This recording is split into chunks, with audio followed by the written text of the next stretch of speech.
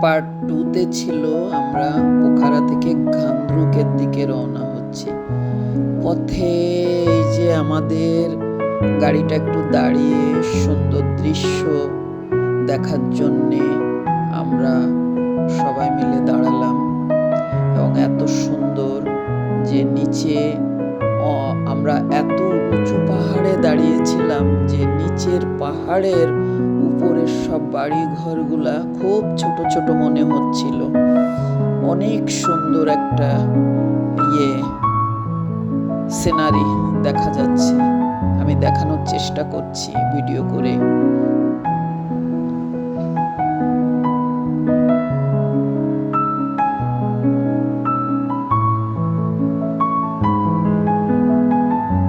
আমরা ঘান্দ্রুক পৌঁছে গেলাম। এটা ছিল আমাদের হোটেলের রাস্তা। অনেক উঁচুতে হোটেলটা ছিল, ৮,০০০ ফিট উঁচুতে ঘান্দ্রুকের এই রিসোর্টটা ছিল, এবং রিসোর্টের ভিতরটা অনেক সুন্দর ছিল। এটা হচ্ছে আউটডোর।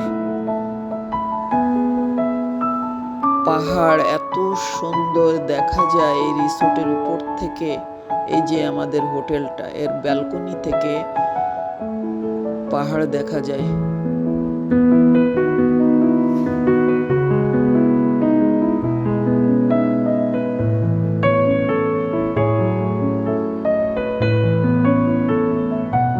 এই যে পাহাড়ের যে অপরূপ দৃশ্য আমরা হোটেলের বারান্দা থেকে দেখতে পাচ্ছিলাম। এই যে আমাদের রুমটা, খুব সুন্দর একটা গোছানো পরিপাটি বারান্দা। এই যে করিডোর থেকে, হোটেলের করিডোর থেকে পাহাড়ের এই যে অপরূপ দৃশ্য, এটা দেখার সুযোগ হয়েছে আমাদের। উপর আল্লাহকে অসংখ্য ধন্যবাদ যে এখানে নিয়ে গেছে। এই যে আমাদের দুইজনের বেড, দুই বান্ধবীর। বাথরুমটাও অনেক সুন্দর।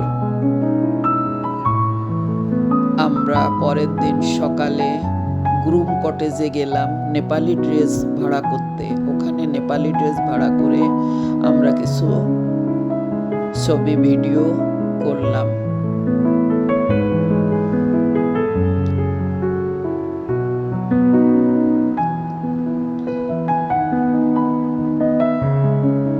এটা ছিল আমাদের রাতের ডিনার। ডিনারে বুফে ছিল এই ধরনের। তো আমি এই ভাজা টাজা নিলাম একটু। নেপালের যে রান্না হালাল ছিল না, যার কারণে আমি হালাল চিকেন এগুলা নেইনি, খাইনি। আমি একটু পাঁপড় এটা সেটা নিয়ে খেলাম। অনেক শীত ছিল, পৌষ মাসের শীতের মতন। চাদর গায়ে দিয়ে বসে আছি ঠান্ডায়। এই ছিল সকালের দৃশ্য। সকালে অনেক বৃষ্টি হচ্ছিল, কুয়াশায় সারা পাহাড় ঢেকে গিয়েছিল। মেঘে ঢাকা পাহাড়।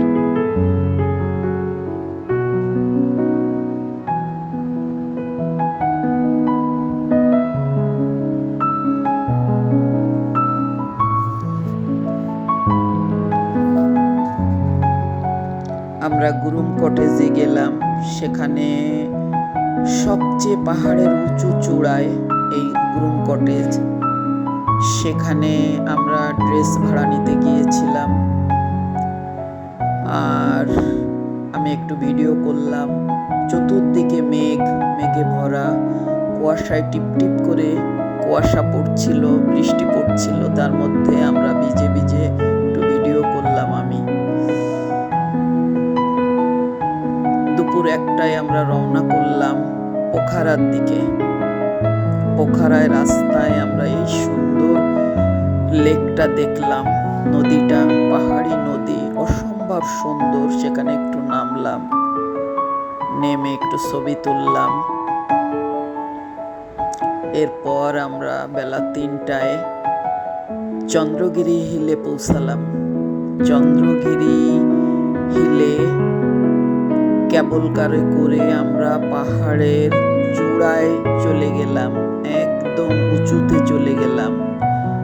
এখানে পৌঁছানোর পর প্রচুর বৃষ্টি আর ঝড় হচ্ছিল। আমরা তখন কেবল কারের ভিতরে যে দেখানোর চেষ্টা করছি, প্রচুর বৃষ্টিতে ঘোলা ঘোলা আসছে, কিন্তু নিচের এই সুন্দর দৃশ্যটা আমরা দেখতে পারিনি বৃষ্টির কারণে।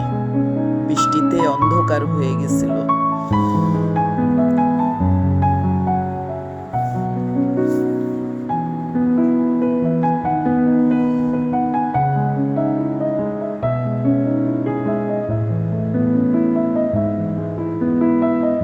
এরপর আমরা একদম পাহাড়ের চূড়ায় চলে গেলাম।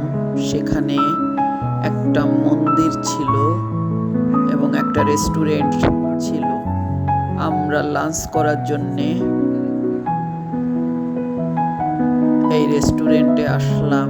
বৃষ্টিতে ভিজে ভিজে মাথা, চুল টুল সব ভিজে গিয়েছিল।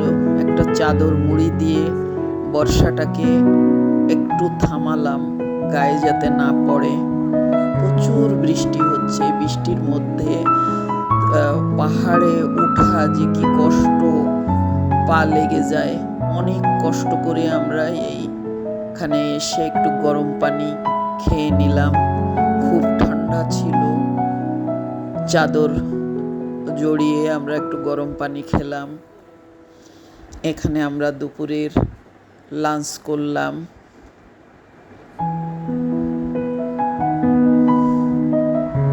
আমরা রাতে কাঠমান্ডু পৌঁছালাম। কাঠমান্ডু থেকে আমাদের যাত্রা, পরের দিন আমাদের ফ্লাইট। এটা ছিল স্বয়ম্ভুনাথ মন্দির। এই মন্দির বুদ্ধদের। এটা ছিল এইটা ছিল শেষ দিনের স্পট। স্বয়ম্ভুনাথ মন্দির দেখার পর আমরা আসলাম দরবার হলে আর মিউজিয়াম দেখতে। এটা সেই দরবার হলের ওখানে পায়রা অনেক, সেই কবুতরের কাছে একটা ভিডিও করলাম। এরপরে আমরা মিউজিয়ামে দিকে গেলাম। মিউজিয়ামটা ছিল এই যে মিউজিয়ামের বাইরের দিক, বাইরে সোনার পালকি ছিল। এরপর আমরা মিউজিয়ামের ভিতরে যে কিছু জিনিসপাতি দেখি।